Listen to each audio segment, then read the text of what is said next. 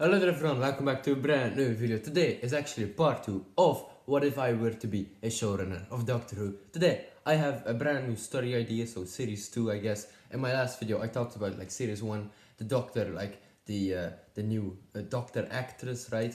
I talked about a new companion and just watch that video, I'll link it in the description. It's very handy if you still know where the story is, obviously. So, obviously Doctor Who, at the end of the last series, right? The Doctor and her companion travel in time and space, like they always do, and Doctor Who always, like they do, obviously. But today, for series 2, let's begin with episode 1, which is Death of a Nude. What? So, this episode, or episode 1, The Death of a Nude, would follow the Doctor and her companion traveling to, I guess, the planet of the Youths that we saw in season 4, obviously. But some kind of bounty hunter killed an Ood priestess or priest, and the Doctor needs to find out who and why he did it. So yeah, there we go. That's episode 1, because why not, right? Episode 2 is called The Time Agent and the Con Man, and yes, these are, well, two synonyms used for one particular man. I'll talk about him in just a sec, but the companion and the Doctor kind of try to fall in love, but have kind of like flirty situations, so that's a little detail that I just want to mention. But time agent and the con man is about a young what's his name, a young Javik Pietro Thane. I think hopefully I said his name right, but that's obviously Jack Harkness, and I really like that character, so that's why I included him into this episode. So the Doctor tries to help him because he's like been followed by some kind of strange man, which eventually turns out to be one of his classmates that just wants revenge on him, because Captain Jack is a pretty smart man, and a lot of people are a bit of I don't know, like maybe jealous of him being actually one of the best students in his class. But anyway, why not, right? It's a little futuristic episode with obviously Captain Jack. And after this episode, obviously, the Doctor tries to call Jack and, tries to talk with him a bit. So why not, right? But I'll come around to him in just a sec. Anyway, so episode 3 is the virus of Zipso. That's planet name I just came up with. But the Doctor and Benny travel to a location which is called Zepso, and this planet has an infection. I guess this is like a alien zombie episode where there is like an apocalyptic event, and the Doctor and Benny need to find a cure, or try to make a cure. So there we go.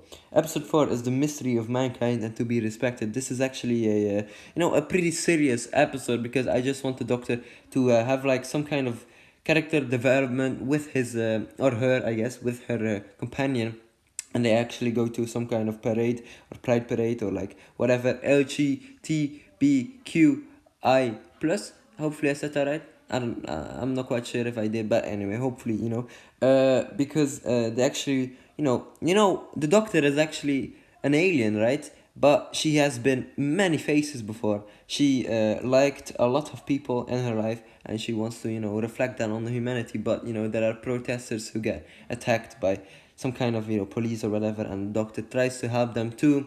And I think this is the episode where the companion actually quite knows who the Doctor is and really is, which is actually helpful, respectful, but also an alien, and she has been many faces before. And in the next episode, which is episode 5, It Takes Two, her companion actually leaves her because he doesn't really know what to say, because he tried to fall in love with her, but he can't really know if she's going to stay a woman forever.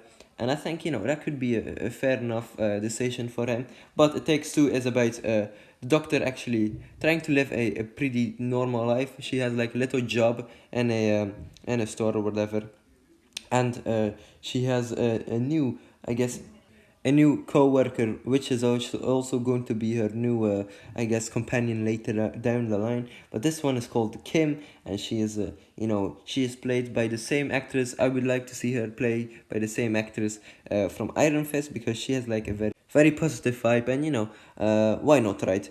Anyway, obviously the actors aren't really confirmed or something, it's just my idea. But yeah, they eventually find a box with two statues in it, and these are actually weeping angel babies, and these are really dangerous because they're small, they're fast, and we have seen a lot of big weeping angels before, but not like tiny ones or something. And obviously they defeated them too, because that's the way of life. The Doctor defeats enemies. Alright, in the next episode, which is episode 6, which is Liberty Leads the People, and that's literally from the painting, because I really like that painting.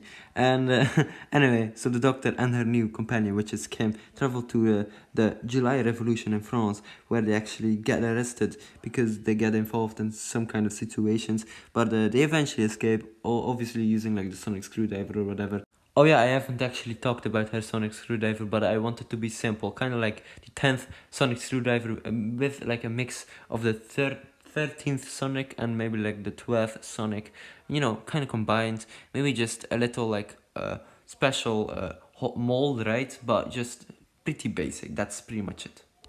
And yeah, eventually the Doctor has like an entire group of people behind her, and kind of refers to that one painting.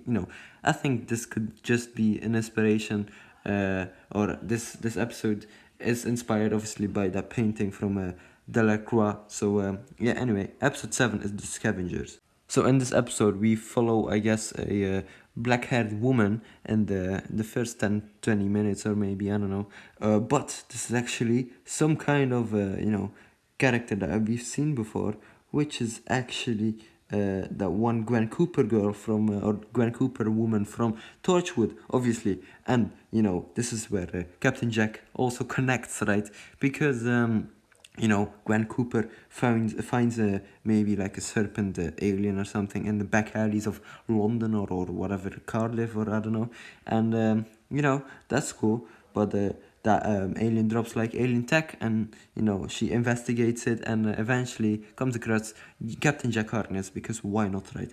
And yeah, that's really cool. They get an alert that a spaceship crashed on Earth, and so they go over there, and that's where they actually meet the Doctor, because the Doctor also found the same signal in episode 8, which is called Everything Changes Again, as like a reference to the first Torchwood episode. Anyway, they try to defeat a mafia alien gang, which is like underneath the London streets or whatever, I don't know. Just so we can make like a 2-parter special, and a Torchwood spin-off show could be cool too, so yeah.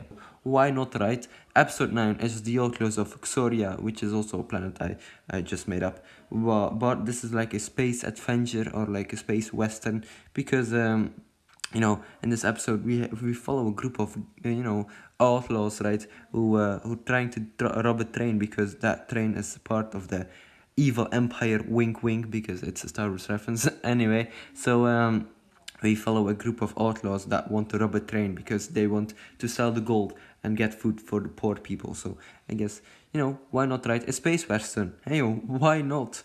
And the Doctor will actually help these outlaws. So episode 10 is actually a great one, because Silence in the Hills. This is not like, doesn't refer to the aliens or the the silence, but this is actually on a planet where people don't speak, because underneath the crust of the, I don't know, or of the planet, or maybe like in the seas of the planet, there is like a gigantic dragon that can kill you probably if he hears something. So the Doctor and Kim try to contact the people with like hand signals and stuff like that, and this is meant to be like some kind of Guinness World Record, because this is Doctor Who is the longest running sci-fi TV show, and this could be like an episode where they don't say a lot of dialogue, and maybe that could have like a Guinness World Record impact, right? But hey, there we go. In episode 11, this is the Le Chevalerie de France. So the Doctor actually meets up with Jeanne d'Arc, and Kim and the Doctor travel to France, which is 1492, and they try to help Jeanne d'Arc, because actually Jeanne d'Arc is one of those heroes that I always looked up to, because she's a girl, right? And she's together like in an army with all boys, right? And she is the one who became special, right? That's insane. Like, wow. She's obviously a girl. She has become holy at some point too, which is really interesting. I just really like this character so much. So yeah, the Doctor and Kim, because why not, right? I think that could be a very interesting episode. So right. And episode 12, which is the downfall of the Doctor. So the Doc and Kim travel back to London to chill a bit, but the doctor senses or like sees or senses or something with the TARDIS that there is a Jadoon ship floating above Earth, which is cloaked obviously with a cloaking device. So she goes inside of that ship and investigates it, but then she sees like our man Benny there. So what is he doing there? Maybe he's talking to the Jadoon. Maybe he's going to reveal where the doctor is, and why not? Eventually they get captured, obviously, because they trespass a Jadoon ship. But at the end of the episode, the doctor is sent to a highly secure prison. But at the end of the episode, she gets rescued by Benny, who's actually traveling the TARDIS. But he doesn't really look like the Benny she saw. Time travel? What? Anyway, episode 13 is the Shadoon predicament. So obviously the doctor gets rescued by Benny, but Benny says he is from the future and he is here to save the doctor, obviously. So he sets or he places the doctor just before she was captured or put in the highly secure prison. Time travel stuff anyway. And the doctor confronts the Shadoon officer. And she says that she saved the universe countless of times, and she doesn't really want to be kept in a prison, because she is literally the hero of the galaxy, right?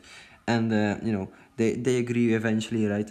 But some Jadoon or one Jadoon doesn't agree and kills or shoots Kim, right? Tries to shoot Kim, but Benny, who is actually also there, he kind of switched sides. So once or first he was with the Shadoon, and now he's not anymore, because he tries to protect the doctor, obviously, and he gets shot and eventually kind of dies. So yeah, eventually I guess his arc is full, right? He loves the doctor so much that he actually saved one of her friends and sacrificed himself. So very sad, but yeah, whatever. I think the next episode is a Christmas special, but the doctor and Kim are still trying to mourn that situation, but they travel to actually United States of America, which is during the American Revolution, where they encounter George Washington and his army, because they're crossing the Delaware River, and that's